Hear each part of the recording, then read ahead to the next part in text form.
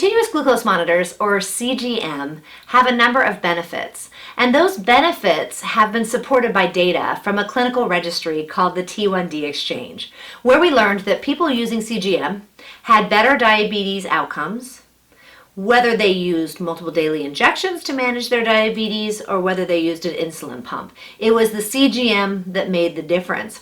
And those data have been supported by international studies that found the same thing. So CGM is a benefit in diabetes management. The way I like to think about CGM is I kind of think about that child's game, connect the dots, the child's puzzle.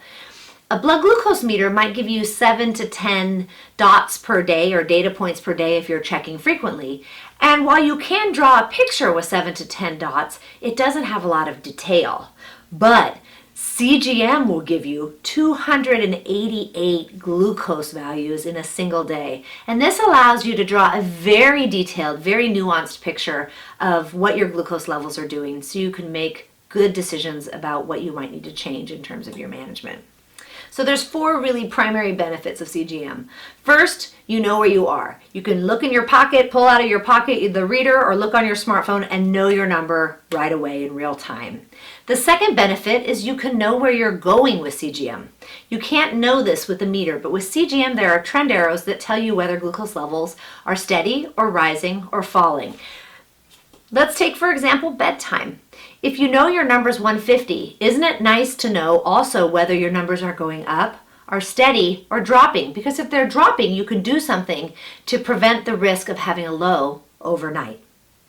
So the third benefit is learning from cause and effect. So you can look back over the past 2 to 3 hours and really figure out how different things affect your glucose levels. So for example, exercise. Some people get frustrated because they go low during or immediately following exercise.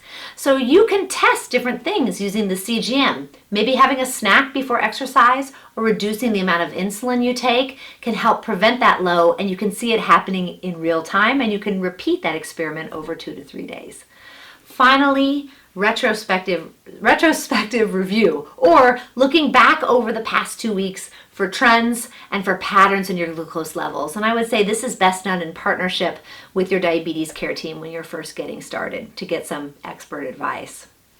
So, great benefits from the device.